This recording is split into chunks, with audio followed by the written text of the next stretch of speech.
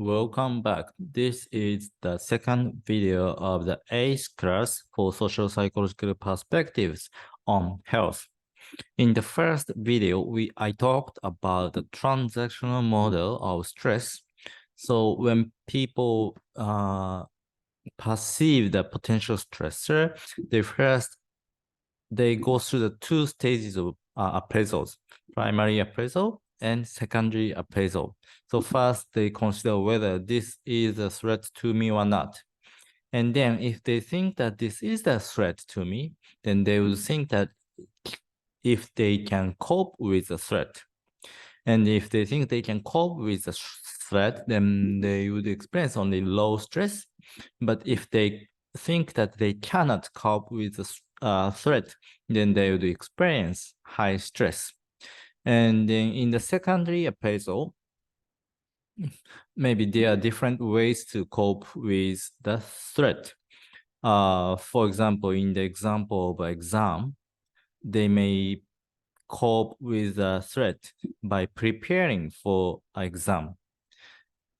But they may also cope with such threat by avoiding to think about the exam or denying that there is an exam in that course. And when they use such negative coping strategy, they may end up experiencing even more high stress because they did not prepare for the exam. They would fail the course and they would experience higher stress. So in this video, I will talk about a different coping option, social support as a coping option. So social support, there are different types of social support. So first, instrumental support. This is a way of support to give material resources or financial assistances. So this is very much practical, realistic social support. So when people need some money to overcome some issues, then you might provide such money to solve the problem.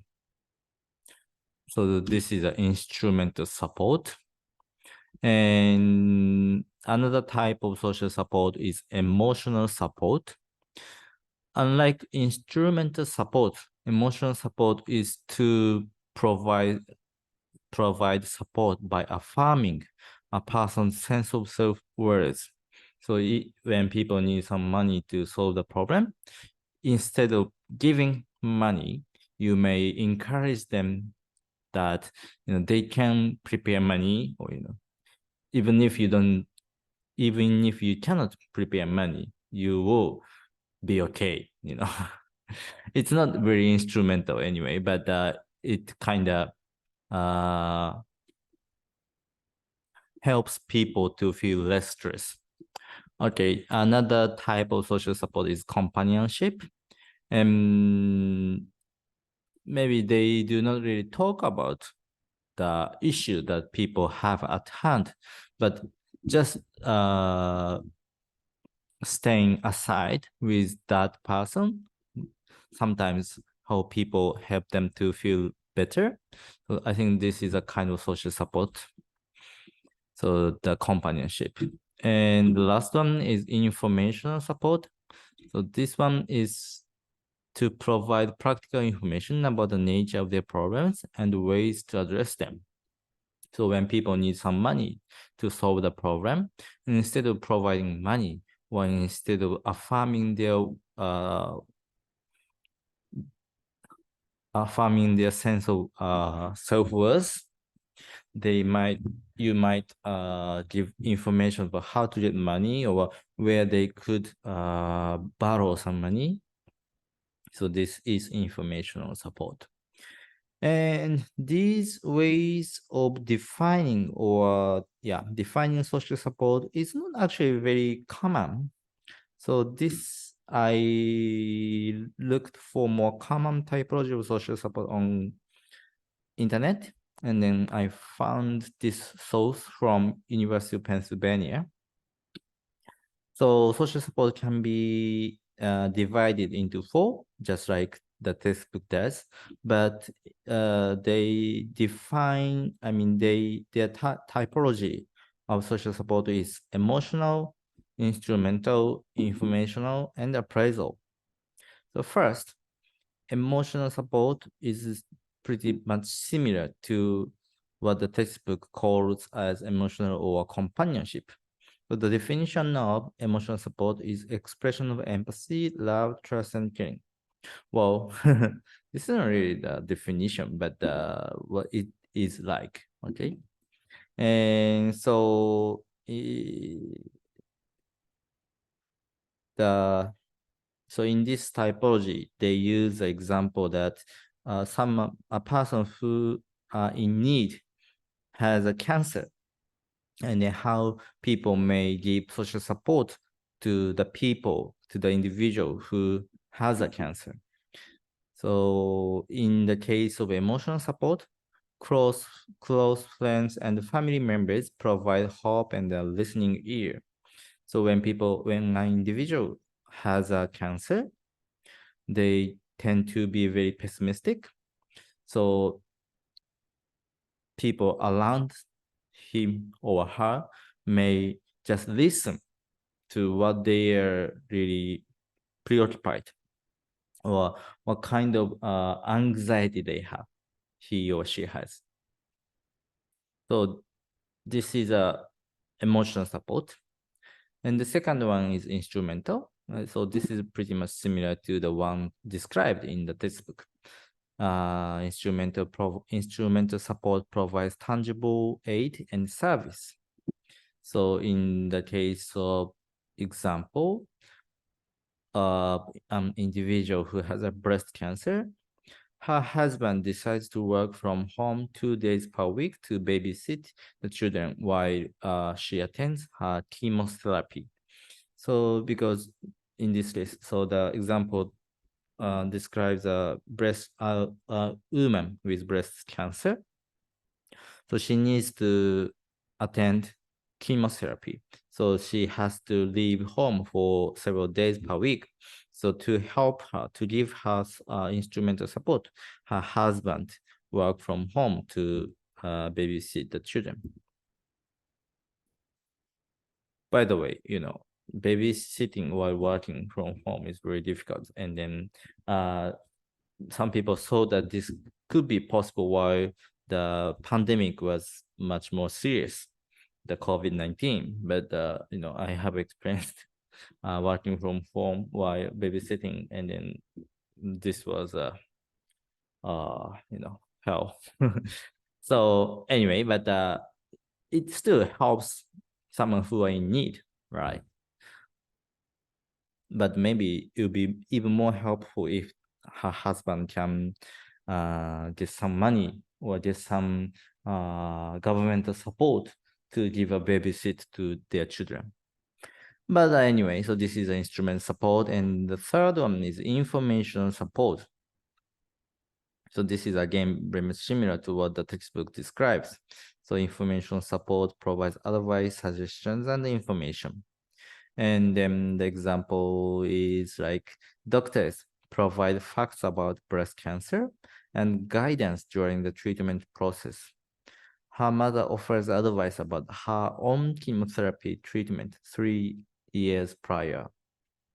So this is really about providing information. It doesn't do anything for her, but it just gives information so that she can better understand in what kind of situation she is in.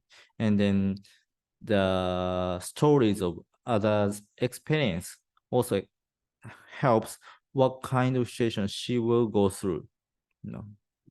So this is informational support. And the last one is appraisal support. So this is similar to information support, but this gives information that is useful for self-evaluation. And in this sense, this is also similar to emotional support, but in this appraisal support, it's supposed to be very accurate. And then also not the information about anything, but information about that individual who are in need. So in the example, a close friend of 15 years reminds her of all of the qualities that equip her to beat breast cancer, to encourage an accurate assessment of her current situation. So friends could tell that, how she can overcome this stressful situation. And then this kind of support can be provided by someone who knows very well about the individual who I need. Okay, so these are the, I guess, common typology of social support. This is the common typology of social support. And it's kind of, in some part, maybe somewhat different from what the textbook says. And in most of the parts, it's pretty similar to what the textbook says. Okay, so anyway, by providing or by receiving social support, people can also cope with the threat, and so that they may experience less stress. However, meta-analysis on the relationship between social support and health. A majority of the studies found a positive relationship between the receipt of social support and health outcomes. So that is good, And around 1/5 of them showed the opposite pattern. This is strange. So a majority of the studies found a positive relation between the receipt of social support and health outcomes, which means that the more they receive social support, the better their health outcomes were. Sounds good, but 1/5 of them show that the more support they received, the worse their health outcomes were. So it's pretty much contradicting, right? We thought that social support is a way to cope with a threat, but sometimes or some people experience more or poor health outcomes when they receive more social support. And why is that? And even more problematic, in around 80% of them, 80% of the studies are examined in the meta-analysis. By the way, meta-analysis means that the analysis of the studies that have been examined before. So let's say one study examines how social support is related to health outcomes. Another study also examines how social support is related to health outcomes. Then meta-analysis examines how these two studies are in the same direction or in the opposite direction. So basically, meta-analysis examines whether past studies show consistent, congruent results or not. Okay, and then this meta-analysis study found that not only 1/5 of them show the opposite pattern, but even when there is a positive relationship between the receipt of social support and health outcomes, around 80% of the studies examined show that social support only explains 1% or less of the variance in health. So it means that it really doesn't explain much. Okay, even if they receive social support, their health outcomes may be better only 1%. So why? That may be because the receipt of social support is not well correlated with perceptions of support. So how are they different? Before answering that question, let's see another meta-analysis by Haber, Cohen, Lucas, and Baltes.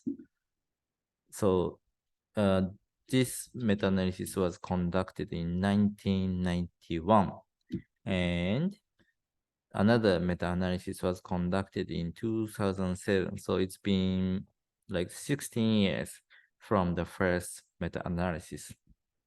The size of the average correlation between received and perceived social support was only moderate.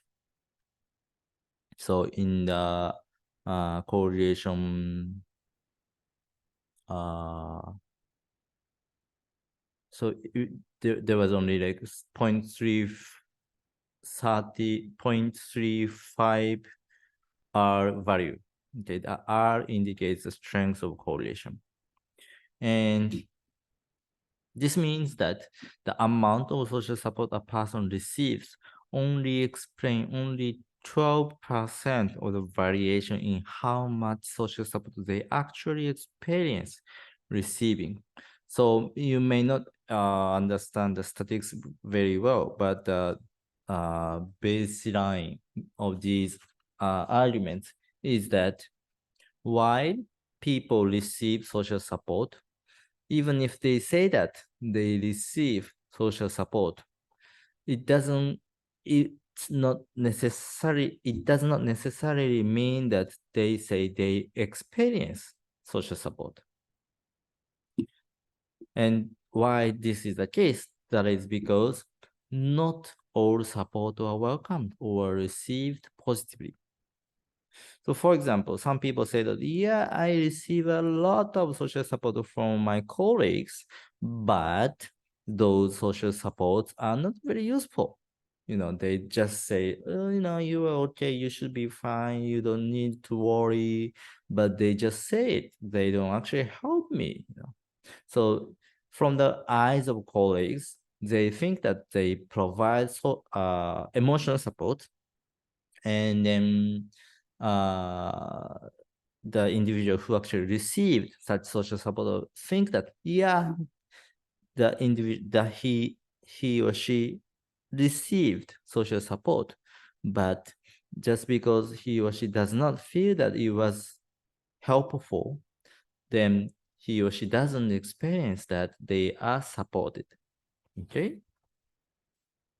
So it is perceived availability. Okay, this is a bit different story, but it is perceived availability of support, not actual availability, that promotes coping and reduces distress.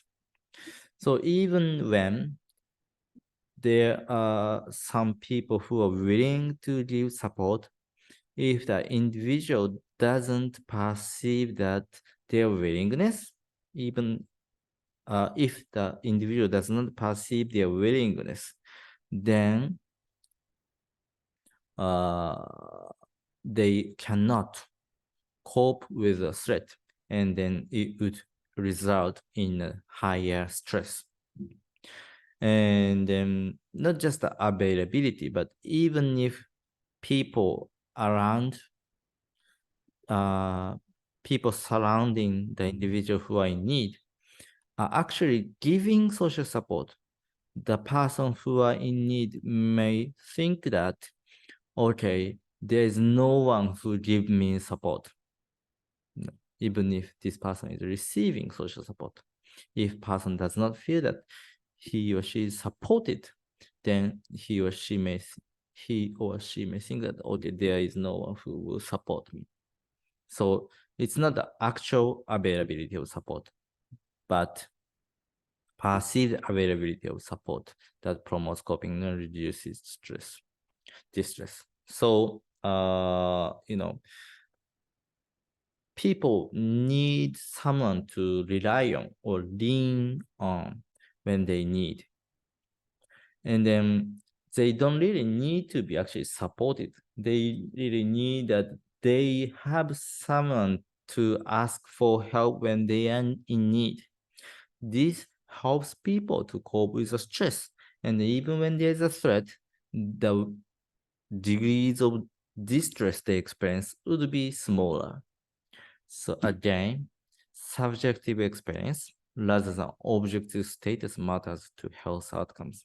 So psychology matters. It's not how the social structure is organized so that people can get help from, for example, governmental service, but it's how people perceive that they have someone to rely on. Whether people can feel that they have someone to ask for help, ask for support. So psychology matters for our health. And as we have seen, subjective experience can be structured through group processes, like how people label particular experiences. But the transactional model lacks views on such social influences. So in the transactional model, it always looks at how an individual perceives stressor. And then even though this transactional model can be harnessed with social support as a coping option, we have seen that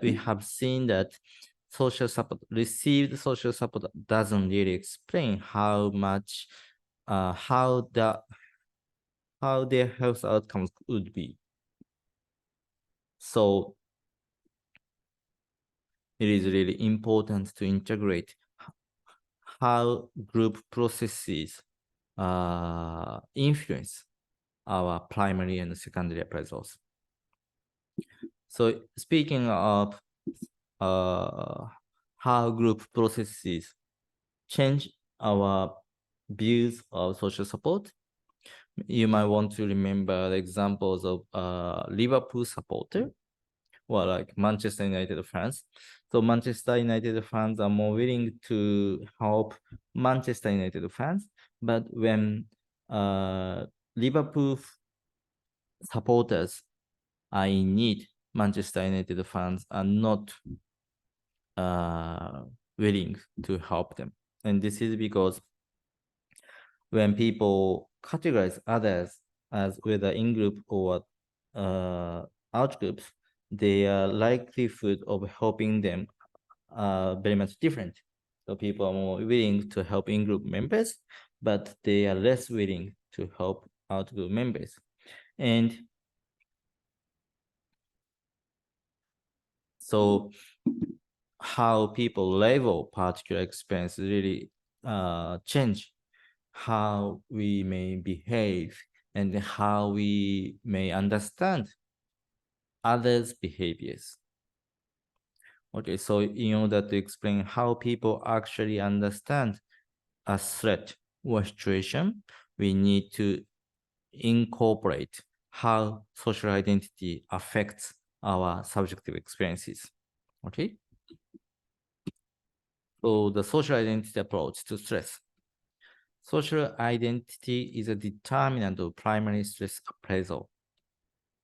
So as I said, a shortcoming of the transactional model is that it focuses on appraisals of a personal identity view. It only talks about how an individual perceives a particular situation or stressor as a threat or not. But appraisal can be also related to a person's social identity. Instead of asking, is this a threat to me? People could ask, is this a threat to us? Or is this a threat to me as a member of a group? Instead of asking, can I cope with a threat? People could ask, can we cope with a threat? So for example, when you have an exam in the future, and then you may feel threatened by the difficulty of the exam. But if you think that, okay, I am a Hitotsubashi University student, and the fact that I am a Hitotsubashi University student tells that I am very good at studying and preparing for exams, and then I have a smart brain, So by defining you as an individual, or by defining yourself as a member of some group, you can change how you perceive yourself. And by changing how you perceive yourself, your understanding of the threat or situation could change. So social identity is very much important, how people appraise the particular situation and threat. So stress appraisal will vary as a function of self-categorization. Social context determines which category defines the self. And then social identity shapes their primary and secondary appraisals. And the appraisals determines the response to stress and coping as well as their health. But when a context does not provide any comparative and or normative fits, so when categories are not meaningful, personal identity may play the role.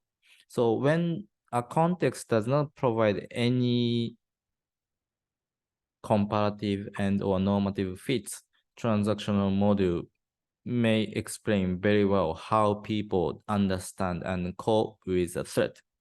But you may want to think, what kind of a context is that? When a context does not provide any categories that may be meaningful to categorize yourself. In any context, you may have some categories that define yourself very well. Maybe you as a Hitotsubashi University student, or maybe you as a part-time worker at the job, but at the workplace, or maybe you as a man or woman, or there are many signals that help you to define as a member of some group. And then in many situations, in many contexts, you are very much likely to have a category to you. In many contexts or situations, you are very likely to have a category to define yourself. So the transactional model without social identity doesn't really explain how we understand the situation. Instead, how people categorize oneself, how people label oneself is really important to understand how people cope, how people appraise and cope with the threat. Okay, so I guess I just stop here, and then we will study the following in the next class. Thank you.